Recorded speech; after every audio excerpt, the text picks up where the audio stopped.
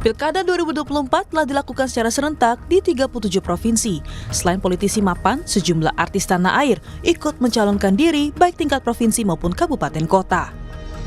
Komisi Pemilihan Umum Daerah Kabupaten Indramayu Jawa Barat menggelar rapat pleno hasil pemilihan kepala daerah Jawa Barat dan Bupati Kabupaten Indramayu Jawa Barat pada 27 November lalu.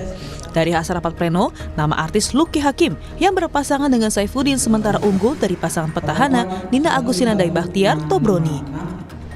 Perolehan tertinggi itu paslon nomor 2 Lucky Hakim Saifuddin, yaitu 159.669. Tidak ada perubahan dan tidak ada koreksi dari saksi sesuai dengan hasil dari rekapitulasi waktu di kecamatan. Sementara Lucky Hakim mengucapkan banyak terima kasih kepada masyarakat yang sudah memberikan kepercayaan dan amanahnya. Selain kepada masyarakat, Lucky juga mengucapkan terima kasih kepada Cabub dan Cawabub lainnya.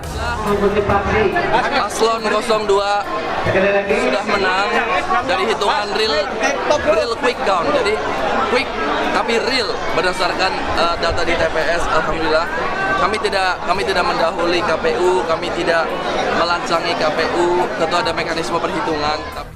Dalam rapat pleno terbuka rekapitulasi penghitungan perolehan suara Bupati dan Wakil Bupati Bandung Barat 2024, artis sekaligus calon Bupati Bandung Barat JJ Ritchie Ismail alias JJ Govinda unggul dengan meraih suara 341.225. JJ Govinda berhasil mengalahkan suara artis lainnya yakni Hengki Kurniawan dan Gilang Dirga. Meski ada penolakan dari para saksi pasangan calon yang menolak melakukan penandatanganan berita acara rekapitulasi, pihak KPU memastikan tidak akan membatalkan hasil pleno rekapitulasi, tetapi dicatat dalam kejadian khusus. Nah, kemudian kalau kita ranking, yang paling banyak suaranya adalah nomor urut 2 untuk calon bupati dan wakil bupati Kabupaten Bandung Barat. Publik pun berharap nantinya para artis ibu kota yang menjadi pemimpin daerah mengemban amanah baik untuk warga, bukan karena hanya untuk dongkrak suara partai semata. Tim Liputan Kompas TV.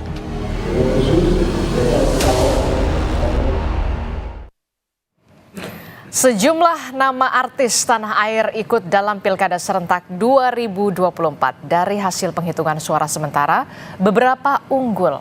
Lalu benarkah peran artis yang masuk ke dunia politik ini jadi ranah untuk mendongkrak suara dan juga elektabilitas? Bagaimana kemudian kinerjanya untuk mengemban amanah rakyat? Kita bahas bersama dengan sejumlah narasumber yang sudah hadir melalui sambungan Zoom. Sudah ada Guru Besar Politik dan Keamanan Universitas Padjadjaran, sudah ada Prof. Muradi. Selamat pagi, Assalamualaikum Prof. Muradi. Lagi Mbak Disti, Waalaikumsalam warahmatullahi wabarakatuh. Waalaikumsalam warahmatullahi wabarakatuh. Dan juga nanti akan bergabung kemudian ada calon wali kota Bandung nomor urut 3 Muhammad Farhan. Kang Farhan nanti akan bergabung bersama kita, Prof. Muradi kemudian ya. Tapi saya ke Prof. Muradi dulu. Prof. Muradi, ini kan kalau kita lihat ya fenomena artis untuk ikut juga berlaga di Pilkada 2024 khususnya di wilayah Jawa Barat ini cukup ramai betul ya. Mulai dari Pilwalkot Bandung, ada Kang Farhan, kemudian tadi juga ada Kang Lucky Hakim untuk Indramayu, kemudian ada JJ Govinda yang merupakan adik ipar dari selebritas Raffi Ahmad juga ikut bertarung. Nah, Anda melihat artis ini, sosok artis ini, figur artis ini jadi masih diminati dalam tanda kutip untuk bisa dipilih oleh warga khususnya di Pilkada 2024 ini, Prof. Muradi. Baik Mbak Disti, saya sebelum ke sana saya mau kategorisasi dulu ya. Aha. Ada 5 kategorisasi nih artis yang ikut dalam kontestasi Pilkada. Yang pertama itu artis yang menang melawan non petahana. Nah, petahana ini yang tadi disebutkan Kang Farhan itu menang melawan petahana karena non petahana karena dia bertarung tidak ada petahana dan kemudian tidak ada yang pernah menjadi kepala daerah. Nah, yang kedua, kategori kedua itu adalah artis yang menang melawan petahana. Ya, yang petahana artis yang menang melawan petahana tapi ada mantan ataupun pernah menjadi kepala daerah. Itu di Jakarta ada Rano Karno. Yang ketiga misalnya ada kategori menang melawan petahana. Melawan petahana ini tadi disebut Kang JJ ya di Kabupaten Bandung Barat, dia menang lawan Hengki kan gitu. Kemudian yang keempat tuh menang melawan petahana tapi dia hanya sebagai wakil. Jadi misalnya di Kabupaten Bandung. Nah yang terakhir baru menang menjadi wakil petahana tapi menjadi menang melawan petahana tapi non kepala daerah, dia hanya wakil kepala daerah. Itu di Sukabumi, kota Sukabumi. Nah, lima-limanya ini artis. Lima-limanya kemudian punya kontribusi dalam arti misalnya menjadi food getter ya. Betapapun misalnya di Bandung sambil contoh misalnya nanti kalau ada Kang Farhan ya.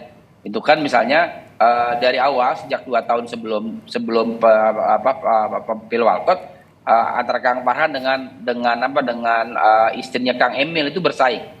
Itu selalu di antara 5-10% bedanya. Nah, waktu itu ketika kemudian tidak maju, istilah Kang Emil nggak maju di Jawa Barat, memilih kemudian hanya jadi anggota DPR, maka kemudian peluang Kang Farhan lebih besar. Nah, ini yang saya kira juga lihat bahwa ada karakteristik masyarakat dan sebenarnya tetap ketika mereka nggak mengenal calon siapa kemudian atau misalnya petahana yang kemudian dianggap tanda kutip zolim ya, misalnya kasus di Indramayu di Kabupaten Bandung Barat gitu, maka kemudian dia tidak dipilih, dia memilih calon yang lain. Nah, ini yang saya kira menjadi salah satu kenapa orang mudah memilih, sama seperti kalau mungkin fenomena Komeng di DPD di Pileg 2024 lalu ya di Februari. Itu kemudian orang sekian banyak akhirnya lihat muka yang mereka kenal, mereka ada asumsi dari awal baik dia otak sebelah kiri ke mereka, ya sudah ini. Nah, itu yang kemudian terjadi di beberapa kasus. Karena memang kalau saya mengamati tadi saya sebutkan di Kabupaten Bandung, Kabupaten Bandung Barat, Kabupaten Bandung, kemudian Indramayu, kemudian di kota Sukabumi ini saya yang menang-menang ya. Itu kemudian cenderung punya karakteristik yang memang dikenal publik.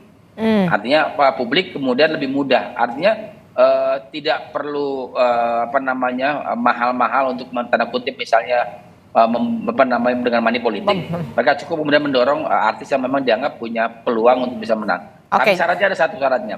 Syaratnya dia harus kemudian menjadi bagian dari koalisi yang sebenarnya itu kemudian ada 2 Mbak peluang. Pertama adalah koalisi yang kemudian hampir pasti menang. Ini kan agak ruang ini karakter pemilih ya.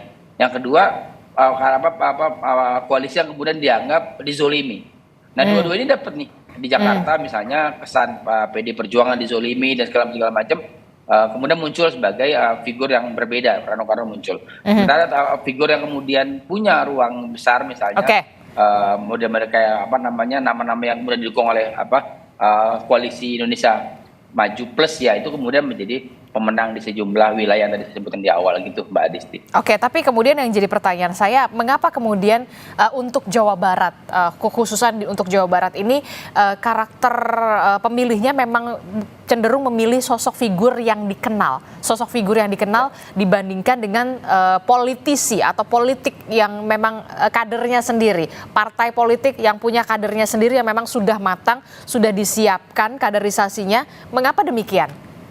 Ya, ada satu sinyalemen yang saya kira perlu dibuktikan secara ilmiah ya. Tapi paling tidak berdasarkan pengalaman mungkin hampir dari 2005 sampai hari ini pilkada katakanlah, memang publik kemudian tidak terlalu melihat figur kader itu menjadi pilihan. Hampir semua wilayah yang kemudian menjadi battlefield untuk pemenangan di pilkada, kecenderungan kemudian memilih kader kalau dia tidak cukup bisa diterima, maka kemudian pada akhirnya partai politik juga pragmatis. Saya ambil contoh beberapa partai yang kemudian banyak mengusung artis ya. Kalau gini, saya sebutkan misalnya Kang Farhan, Rano Karno itu artis yang sudah lama ya. Kang Farhan sudah 2 kali jadi anggota dewan, kemudian dia maju pilwakot. Rano Karno bahkan lebih lama dari itu. Yang lain mungkin kayak Kang JJ atau misalnya kemudian siapa misalnya Bobby Maulana gitu di kota Sukabumi, itu kan artis yang memang baru pertama kali. Artinya memang atau Luki Hakim sudah pernah jadi wakil kan sebelumnya kan. Jadi memang secara prinsipil artis yang memang sudah cukup kuat di berinteraksi di politik, mereka diterima lebih baik ketimbang nama-nama yang baru. Nama-nama baru kayak contoh di Sukabumi misalnya. Di Sukabumi itu hampir 20 tahun Mbak itu PKS ya, katakan sebut calon dari PKS berkuasa ya di Sukabumi. Kemudian orang mencari calon yang lain, ternyata nemu namanya pasangan yang kemudian salah satu wakilnya adalah Bobby Maulana. Ini artis sinetron yang saya kira cukup dikenal di Sukabumi di Jawa Barat begitu. Nah, dia maju kemudian punya punya potensi untuk menang. Artinya memang publik juga kemudian melihat bahwa ada kejenuhan pemilihan yang baru, atau yang kedua adalah dalam posisi tertentu si pemilih kemudian merasa bahwa ya sudahlah, ketimbang kemudian yang lama nggak jelas kan gitu, ya sudah memilih nama baru. Nama baru ini ternyata koalisi lumayan gemuk kalau di Sukabumi ya. Ada banyak partai yang kemudian tidak hanya berbatas pada Kim, tapi juga partai yang kemudian berkoalisi secara lokal connecting yang memang satu sama lain bercampur, dari ada PDIP, ada macam-macam di situ. Yang memang pada akhirnya membuat posisinya mengalahkan petahana gitu, Mbak Dis. Oke, ada yang menarik tadi Anda katakan ada kejenuhan dalam tanda kutip pemilih begitu ya, ketika petahana dirasa tidak membawakan dampak signifikan terhadap daerahnya. Kemudian ada sosok baru, dalam hal ini adalah sosok figur artis yang dikenal. Tapi kemudian yang jadi pertanyaan, apa yang bisa membuat kemudian pemilih ini percaya begitu untuk bisa yakin memilih sosok figur artis yang memang baru dalam tanda kutip untuk terjun ke dunia politik. Kalau kita katakan Kang Farhan, kita sudah lihat track recordnya. Beliau pernah di Senayan begitu, dan juga beberapa artis lainnya. Tapi untuk figur-figur yang baru terjun ke dunia politik, kemudian loh kok bisa ya, maksudnya pemilih untuk bisa percaya untuk memilih sosok-sosok artis ini? Kalau ya misalnya sambil contoh yang sedikit agak fenomenal ya, di Kabupaten Bandung Barat misalnya Kang JJ misalnya. Itu kan JJ Govinda itu kan orang menangkapnya dengan Hengki kan 11-12. Sama-sama artis yang kemudian dianggap juga mungkin tidak akan jauh berbeda misalnya kinerjanya. Tapi ada satu kelebihan dari JJ Govinda misalnya. Dia didukung oleh Kim, dan juga tanda kutip ya, orang mengenal JJ itu bukan JJ-nya saya kira. Lebih mungkin Raffi Ahmadnya gitu. Jadi orang ini adik iparnya. Adik ipar Raffi Ahmad, akhirnya mereka memilih itu. Dan itu laku keras.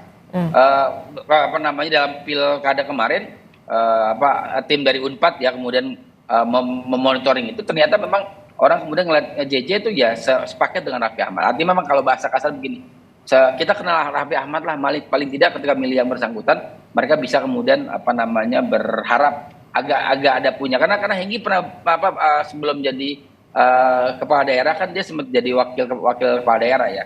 Kemudian kepala daerahnya karena kasus korupsi dia maju. Dan memang harus saya akui juga Hengki ini juga agak tidak terlalu serius di mana maju di Kabupaten Bandung Barat. Kenapa? Karena saya dengar yang bersangkutan sebelumnya juga pengen maju di Jawa Timur, di salah satu kabupaten kota di Jawa Timur. Tapi kemudian ternyata ada hal yang lain, kemudian dia memilih balik menjadi calon kepala daerah di Kabupaten Barat. Yang unik sebenarnya di Kabupaten Barat itu Hengki tidak menang ketika bicara di Pileg di Februari kemarin. Itu yang membuat kemudian pada akhirnya saya menangkap bahwa sinyalemen itu kemudian ada kesan Hengki sini nggak terlalu serius, makanya nama JJ kemudian menjadi alternatif. Itu ya. Kalau yang lain saya kira berdampingan. Contoh misalnya Rano Karno mendampingi Mas Pram gitu, atau misalnya ada siapa lagi misalnya Luki itu Luki Hakim di Indramayu, dia pernah jadi wakil kepala daerah, dia didampingi oleh salah satu mantan kepala dinas kalau tidak salah ada di Indramayu. Jadi memang pada akhirnya mereka sadar betul kalau maju sendiri punya ruangnya agak berbeda. Atau misalnya kayak di Kabupaten Bandung itu ada Ali Sakib misalnya mendampingi petahana misalnya Dadang Supriyatna. Jadi kombinasinya juga harus pas. Mereka juga ngerasa bahwa kalau sendiri di depan mungkin juga tidak cukup bisa reliable untuk bisa menjalankan fungsi-fungsi kepala daerah itu sendiri gitu. Oke, pertanyaan saya selanjutnya adalah begini, berarti partai dalam tanda kutip benar-benar pragmatis begitu. Lalu bagaimana dengan kaderisasi yang memang sudah dijalankan sejak lama begitu? Bisa dikatakan kurang efektif untuk bisa menghasilkan sosok-sosok figur-figur yang nantinya dikeluarkan dalam pilkada. Ya ini juga unik sebenarnya, beberapa artis tuh dia pindah gerbong ya. Saya mencontoh Ali Sakib itu sebelum dia maju sebagai jadi calon wakil bupati di Kabupaten Bandung, yang bersangkutan pernah menjadi caleg di PDIP kalau tidak salah. Kemudian misalnya Luki Hakim juga beberapa kali pindah partai. Terus kemudian nama-nama lain misalnya yang kemudian juga muncul itu juga punya peluang, punya ketidakajegan ya. Tapi saya bilang kalau soal pragmatisme memang pada akhirnya ada tiga klasifikasi Mbak Disti ya, berkaitan soal partai. Pertama memang ada yang partai kemudian mengujinya dengan terlebih dahulu nyalon sebagai legislator. Ada beberapa partai misalnya saya sebut ada PAN, ada PD Perjuangan, ada kemudian Nasdem yang memang mendorong mereka untuk maju dulu sebagai calon, dia digedok di situ, dan atau bahkan Golkar juga ada lumayan banyak. Setelah itu mereka kemudian matang, pemahaman ideologi partainya cukup kuat, maka dicalonkan. Misalnya ada Nurul Arifin dulu di 2018 ya. Kemudian misalnya ada Kang Farhan, meski kemarin dia kalah di pileg di dapil 1 Jawa Barat, kemudian dia Ribon, kemudian dia bisa menang di pil Walkot. Nah, yang kategori kedua, yang memang betul misalnya dia ini ngambil membajak ya. Ada tiba-tiba misalnya saya bilang tadi Ali Sakib itu dulu di PD Perjuangan, begitu kalah ada tawaran lain dia pindah. Gitu. Pindah partai. Pindah gerbong, pindah partai dan ternyata menang. Gitu. Nah, pembajak mereka gitu ternyata partai politik juga memang pada akhirnya tidak sadar betul bahwa kalau mencalonkan kader sendiri belum dipilih. Nah, kategori yang ketiga, Mbak, ini yang unik sebenarnya. Kategori ketiga adalah calon artis yang kemudian dianggap tidak lagi punya masa emas ya. Masa emas biasanya mereka maju beberapa kalah ya. Dan saya nggak sebut namanya beberapa kalah dan kemudian ternyata relatif kemudian tidak juga dikenal publik karena misalnya masanya sudah habis. Saya ambil contoh yang paling sempat kemudian muncul adalah misalnya ada nama Sahrul Gunawan misalnya kan. Kalau orang zaman saya kenal Sahrul Gunawan, tapi misalnya anak-anak saya orang ya itu siapa Sahrul Gunawan, artis mana kan gitu. Atau dan sebagainya itu kira-kira. Nah, kemudian yang terakhir kategori yang terakhir adalah kalau kemudian artis ini kemudian betul-betul memang akhirnya betul-betul hanya sekedar untuk menjadi food getter. Nah, itu dia. Beberapa kasus ini misalnya dulu Kang Aher dulu ngajak Deddy Yusuf, kemudian ngajak Deddy Mizwar itu betul-betul memang untuk kepentingan dia sebagai percaya diri untuk kemudian memenangkan kontestasi dalam pilkada. Oke, nah bagaimana kemudian kita bisa melihat begitu ya? Oh, ternyata partai ini mencalonkan si A memang untuk vote getter saja. Bukan karena kemudian memang kalau kita lihat breakdown program-program kerjanya, kemudian penampilan saat debat begitu, apa yang bisa Anda kritisi di sini soal bagaimana partai politik masih memanfaatkan dalam tanda kutip artis-artis ini sebagai vote getter? Saya sebenarnya kalau untuk ada dua kategori. Pertama memang ada satu misalnya gini, sampai contoh Kabupaten Bandung, Dadang Supriyatna itu agak shock sebenarnya ketika dia berpisah dengan Sahrul Gunawan. Ada khawatir misalnya suaranya bergeser ke Sahrul Gunawan. Maka kemudian dicari artis yang dianggap punya ruang untuk bisa menjaga suaranya. Kan kalau Kang Dadang itu kan dia pernah lama di Golkar, kemudian sekarang jadi PKB ya. Itu relatif kemudian dia bisa percaya diri, tapi ternyata ada juga kegundahan. Makanya dia memilih calon wakilnya adalah dari artis. Kemudian yang kedua misalnya soal tadi yang saya sebut di Sukabumi ya. Nah, calon wali kotanya relatif baik kenal publik, tapi kemudian ada perasaan kemudian dia tidak punya mungkin percaya diri dan sebagainya. Akhirnya memilih nama Bobi Maulana. Nah, artinya saya dua kategori ini Mbak menurut saya memang pada akhirnya yang pertama adalah kita bisa salahkan partai politik karena partai politik itu biasanya punya tanggung jawab untuk menciptakan kader ya, menawarkan nama-nama baru segala macam. Tapi sekali saya bilang ketika bicara pilkada, hampir mungkin 80-90% orang melihatnya bukan sebagai partai politik, ya sebagai figur sendiri. Makanya kerap kali misalnya kalau tiba-tiba saya sudah dipilih jadi calon kepala daerah gitu, ditanya mau wakilnya siapa? Biasanya seperti itu. Atau misalnya ini ada partai politik mengusulkan. Nah, ketika mengusulkan, saya rasa 3 nama ini nggak cocok. Boleh nggak saya usul nama? Siapa? Begitu siapa nama ini disebut nama ini. Nah, begitu ternyata artis, itu biasanya kemudian tinggal partai mana yang kemudian bisa meminang yang bersangkutan. Ini saya kira juga praktek yang nggak baik ya.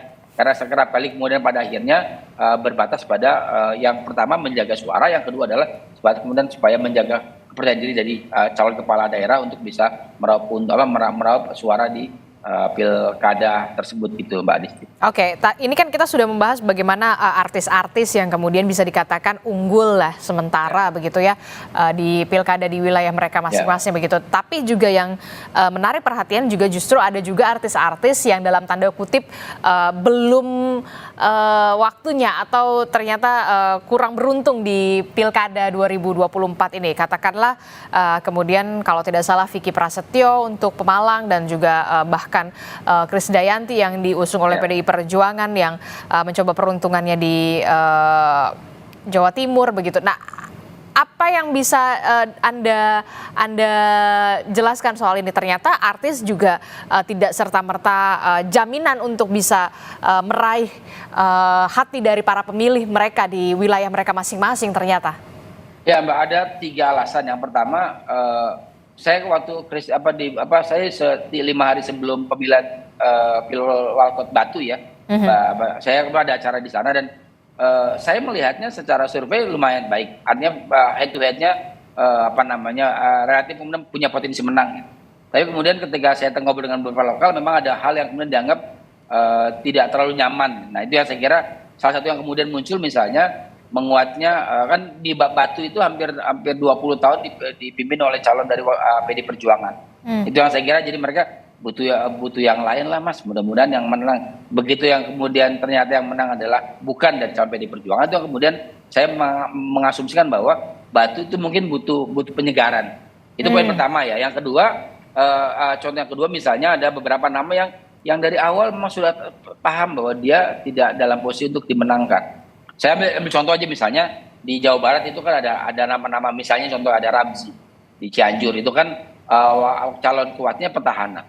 Kedua misalnya ada Gilang Girga, dia tahu bahwa lawannya ada Hengki, ada JJ, itu kan. Kemudian juga ada Gita KDI, dia sadar betul bahwa PKB, atau ada satu lagi misalnya Ronald Surapraja, dia sadar betul bahwa dia untuk menjaga marwah partai, menjaga harga diri partai.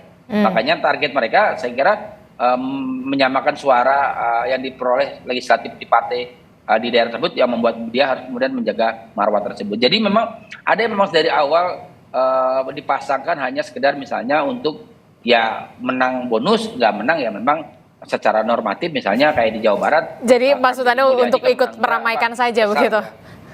Gimana? Jadi menurut Anda ikut meramaikan saja? Ada yang begitu dan mereka sadar betul. Beberapa saya contoh misalnya Gita KDI, dia sadar betul kok PKB itu tidak cukup kuat di Jawa Barat. Kalau Ronald mungkin masih ada harapan menang, katakan mungkin karena dia ngerasa bahwa di PDIP itu ada peluang menang, karena di PDIP nomor 2, nomor 3 di legislatif kan ada potensi menang, seperti itu Mbak. Oke. Saya akan menyapa dulu Kang Farhan. Selamat pagi, assalamualaikum Kang Farhan, sudah bergabung? Assalamualaikum Kang Farhan. Baik, tampaknya belum bisa join juga. Kita akan nantikan lagi. Nah, ini tadi kalau kita sudah membahas soal bagaimana artis yang juga banyak yang unggul, tapi juga ternyata peruntungannya belum beruntung juga di Pilkada 2024. Nah, kalau kita lihat berarti popularitas tidak serta-merta juga bisa menjadi daya tarik bagi para pemilih untuk wilayah-wilayah tertentu. Bisa dikatakan seperti itu. Kalau wilayah Jawa Barat oke lah, tapi kalau untuk wilayah-wilayah tertentu ternyata nggak juga ya gitu. Tergantung battlegroundnya di mana. Kembali ke soal tadi kan, tetap bahwa betapapun misalnya pilkada itu peran dari figur kuat, tapi kan dia juga tetap ada mesin Mbak. Kan sekarang itu yang ramai itu kan kalau di pilkada itu ada 3 mesin. Pertama mesin partai, kedua mesin relawan ya, yang ketiga adalah mesin yang kemudian menjadi lingkaran terdekat dari si calon. Nah biasanya itu yang kemudian mereka bekerja secara efektif. Nah banyak dari problemnya adalah ketika figur itu dimunculkan, diasumsikan oleh partai dan oleh calon lain, si calon artis ini punya mesin sendiri. Padahal sebenarnya kemudian ada harapan yang ya saya sudah sebagai figur nih dikenal, cukup misalnya didorong saja oleh relawan atau oleh mesin partai politik, tapi ternyata kan tidak. Itu yang terjadi misalnya dalam kasus di beberapa daerah di Jawa Barat. Gitu. Oke, kalau untuk di Pilwalkot Bandung ini kan menarik perhatian juga ya, karena kemudian sosok Kang Farhan ini bisa dikatakan unggul lah sementara dalam perolehan suara. Tapi yang kemudian menjadi pertanyaan saya, ini jadi pukulan telak bagi PKS dan juga Gerindra yang kita tahu PKS dan juga Gerindra ini terlebih kedua partai ini memimpin Kota Bandung dari 2013 hingga beberapa tahun terakhir. Ada Kang Farhan. Selamat pagi. Ya. Kang Farhan. Oke, akhirnya join juga ya Kang Farhan ya. Lagi agak kurang bagus. Oke, Kang Farhan. Oke, Kang Farhan, karena Kang Farhan sudah join, akhirnya saya akan bertanya juga ke Kang Farhan. Kang Farhan, ini kan kalau kita lihat suara Anda sementara unggul dalam pilkada, apa sebenarnya kunci suara terbanyak Anda selain juga dukungan dari masyarakat? Ada yang mengatakan untuk beberapa wilayah Jawa Barat memang sosok figur selebritas ini cukup bisa diandalkan untuk mendulang suara. Kalau menurut saya, karena saya dan Haji Erwin sudah memulai berkampanye sebagai calon wali kota sejak 2021 dan tidak ada satupun di antara 4 kandidat yang lain yang sudah berkampanye sejak 2021. Rata-rata mereka sudah mulai berkampanye itu sejak selesai Pileg 2024 gitu ya. Baru mereka mulai berkampanye. Jadi tingkat pengenalannya memang jauh kita di atas gitu. Itu nomor satu. Bahwa saya dan Pak Erwin udah incer-inceran gitu ya. Udah kedip-kedipan mata sih udah lama dari tahun 2022 gitu, karena data menunjukkan kayaknya Haji Erwin ini lumayan tinggi, sehingga hasil survei menunjukkan dibanding dengan para wakil yang lain, Pak Haji Erwin ini memiliki tingkat elektabilitas yang 2 kali lipat dibanding dengan yang lain. Nah, akibatnya memang tingkat popularitas kami ini alhamdulillah bisa di atas 70%. Bahkan dalam 3 bulan terakhir di masa kampanye kita genjot habis sampai mendekati 95%. Nah, jadi jadi kita melaksanakan teori ini, mungkin Prof Muradi bisa mengkonfirmasi. Kami melaksanakan kampanye ini betul-betul textbook aja. 1, popularitas, 2, tingkat kesukaan, 3, baru kita konversi semua itu menjadi tingkat elektabilitas gitu. Nah, memang dibutuhkan banyak kreativitas. Salah satunya adalah menemukan sosok personifikasi Hansip yang kami temukan secara rame-rame. Nah, itu saya mau tanya, kenapa kemudian sosok Hansip yang kemudian ditonjolkan, Kang Farhan? Iya. Karena gini, Hansip itu kalau kata orang Sunda itu adalah sosok pekerja relawan yang modelnya cuma 2, yaitu semangat dan keberanian. Punya semangat, punya berani, langsung dipakai baju Hansip, langsung jadi Hansip. Dan berani itu sangat krusial gitu. Bahkan sering sekali Hansip ini dipelesetkan sebagai pasukan UHA ya, uang hajat ayah. Setiap hajat selalu ada gitu. Dan kemudian lewat kreativitas teman-teman juga, UHA ini kemudian dijadikan sebagai bentuk salam gitu, meniru unggahnya Putin dan pasukan Rusia. Jadi setiap klik kita ketemu lalu ada teriakan UHA gitu. Nah, hal-hal inilah yang membuat bahwa 2 sosok ini, Farhan sama Erwin ini, menjadi sosok yang sangat mendarat di tanah, nggak ngawang-ngawang gitu. Betul, nggak menjadi sosok yang elit, tidak menjadi sosok yang disokong oleh partai-partai penguasa dan lain-lain. Secara komunikasi politik, kami juga sangat mendorong keberadaan Partai Gelora dan Partai Buruh, 2 partai yang secara kebetulan ternyata menjadi penggugat ke MK yang meruntuhkan threshold pencalonan kepala daerah. Walaupun di dalam pemilihan kepala daerah Kota Bandung, keputusan MK itu tidak berpengaruh, tetapi memberikan sedikit aroma perlawanan, sedikit sih, nggak banyak banget gitu.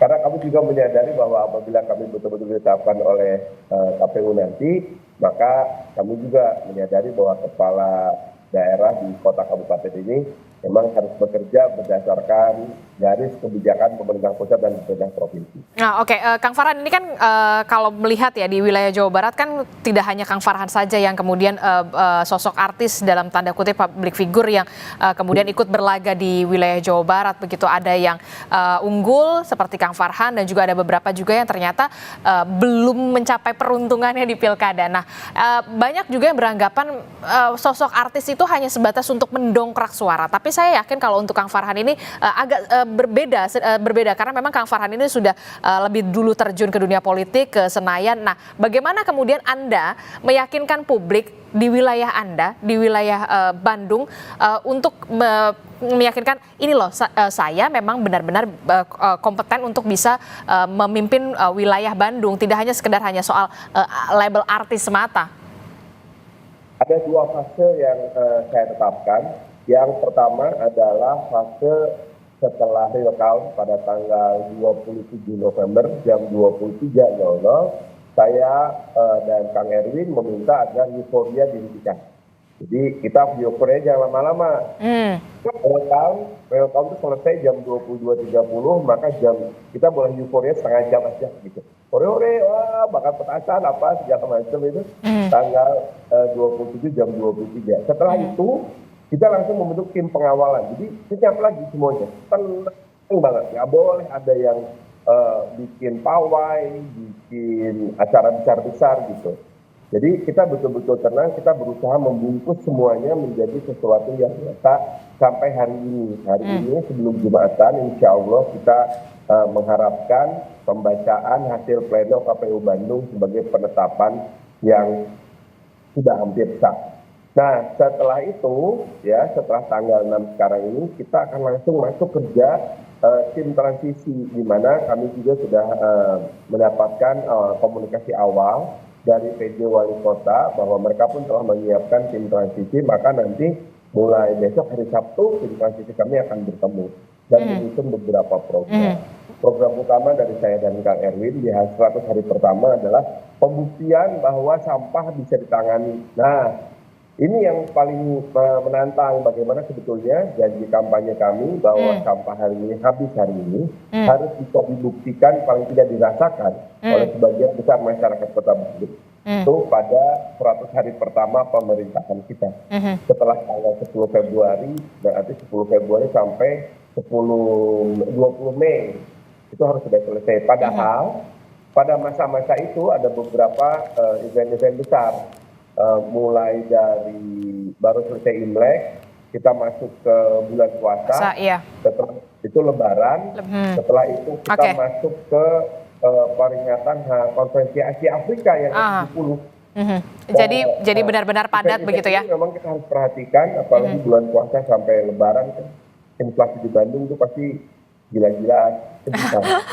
Jadi ternyata tidak hanya di pusat saja yang ada tim transisinya, tapi juga untuk di Bandung juga Anda menyiapkan adanya tim transisi begitu ya untuk peralihan kepemimpinan dan juga pemerintahan. Nah, terakhir Prof Muradi, singkat saja, apa yang ingin Anda sampaikan kepada sosok-sosok artis ataupun public figure yang berlaga di pilkada yang unggul seperti Kang Farhan dan juga artis-artis lainnya? Kalau Kang Farhan saya sudah tahulah dan yakin betul begitu ya. Nah, jangan sampai ada stigma, oh ya udah artis hanya vote getter untuk mendongkrak suara, tapi juga kita tunggu bagaimana gerak nyata untuk 100 hari pertama seperti yang dikatakan oleh Kang Farhan tadi. Ya, yang pertama memang pembuktian ya. Ini juga saya kira kalau Kang Farhan ya sudah lama di partai, udah hampir 20 tahun, jadi saya kira nggak usah diajari, pasti paham. Tapi beberapa yang baru sama sekali, sama sekali yang baru itu misalnya memang kayak misalnya saya contoh di Kabupaten Bandung Barat ya, itu kan baru sama sekali. Dia kemudian figurnya banyak lebih banyak menjadi berpijak pada sosok betul ya. Nah, tinggal pembuktian itu. Yang kedua memang jangan terlalu lama kemudian melakukan penyesuaian, karena publik di sekarang itu lebih mudah cepat untuk bosan ya, atau jenuh misalnya, kok nggak ada nih gebrakannya. Itu yang saya kira Kang Farhan lebih paham soal itu, bagaimana kemudian Bandung jangankan 100 hari, nanti habis dilantik 2 minggu pasti ngeluh, mana nih nggak ada perubahan gitu, kira-kira seperti itu. Nah, ini salah satu yang kemudian yang penting. Yang ketiga, Mbak, saya kira penting juga untuk dilihat adalah bahwa memang harus banyak merangkul ya, merangkul pihak-pihak yang kemudian dianggap menjadi bagian penting dari pengembangan wilayah. Kenapa? Karena begitu mereka menang, yang menang ini bukan menang sendiri, tapi menang untuk seluruh wilayah yang ada. Mereka akan pimpin 5 tahun ke depan gitu. Oke, kita nantikan gerak cepat dan juga gerak nyata dari Kang Farhan dan juga bersama pasangan gitu ya untuk bisa mengemban amanah rakyat insya Allah ya Kang Farhan ya. Terima kasih Kang Farhan telah bergabung bersama kami dan juga Prof. Muradi terima kasih juga telah bergabung bersama kami.